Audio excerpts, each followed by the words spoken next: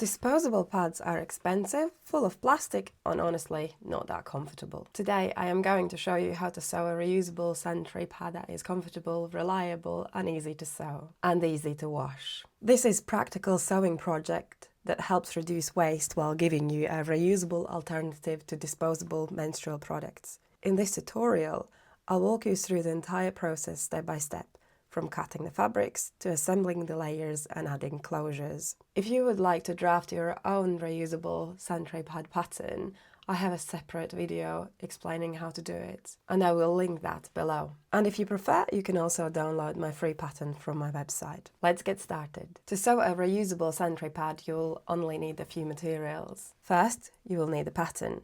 You can draft it yourself using my previous tutorial or download the free version from my blog. For the fabric, you will need 3 layers. The top layer, which sits against the skin.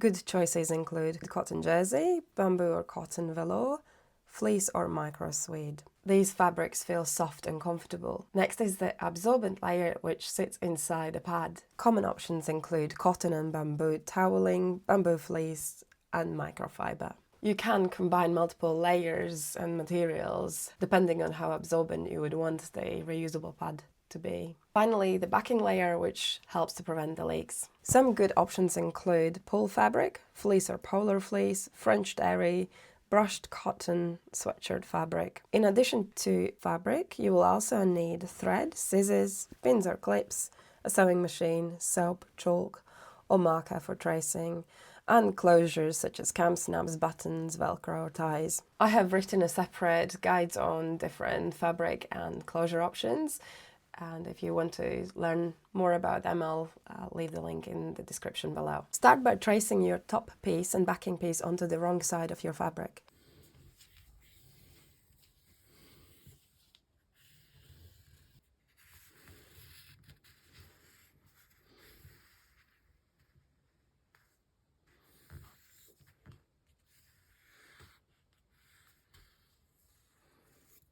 You will notice that my pattern pieces do not include seam allowances, and this is intentional. The trace line becomes your stitching guide that also helps to position the absorbent layer later on. Once the pattern is traced, cut around the pieces, leaving about 1 centimeter or 3/8 of an inch seam allowance. It doesn't have to be perfectly precise, but make sure that you leave at least this amount of fabric. Next, cut your absorbent layers. You will need 2 pieces, and these do not require seam allowance, because they will sit inside the pad between the top and backing layers. You can cut them as individual pieces or cut them on the fold.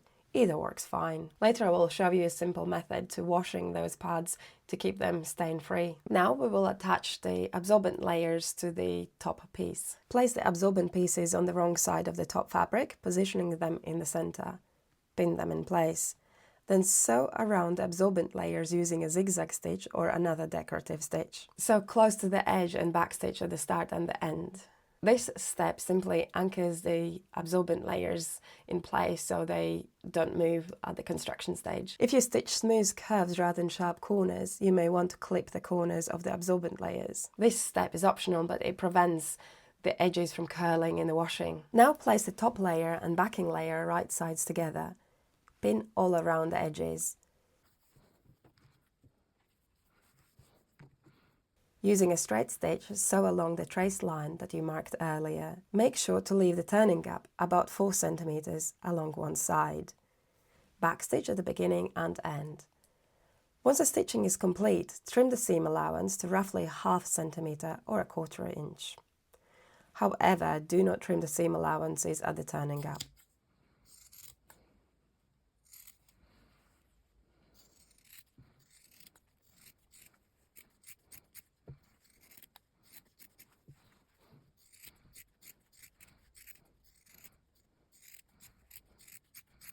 Next, turn the pad right side out through the gap.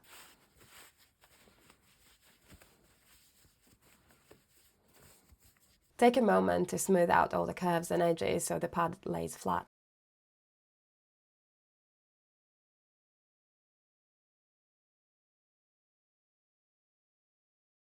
Now we will finish the edges. Top stitch around the entire pad close the edge using a straight stitch. This step closes the turning gap and also helps the pad maintain its shape throughout the wash. Again, backstitch at the start and the end.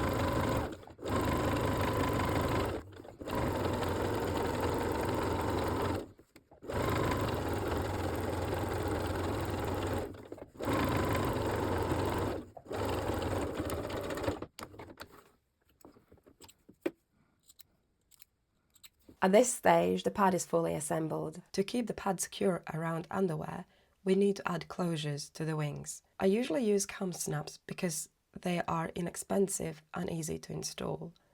Place the stud on one wing facing the backing layer and the socket on the opposite wing facing the opposite side. The important part is that the two pieces face opposite directions so the wings can snap together. If you are unsure, test the placement before installing the snaps.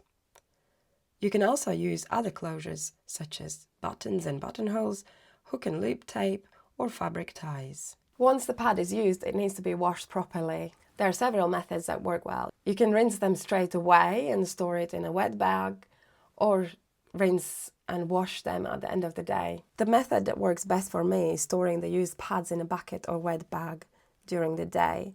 In the evening, I rinse them with hot water and a small amount of detergent.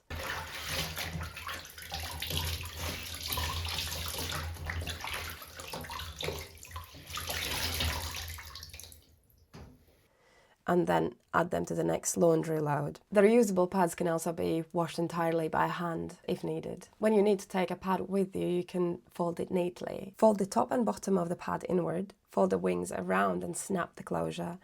This creates a small folded bundle that fits easily in a bag or pocket and keeps everything discreet. At home, I simply store mine stacked in a small basket.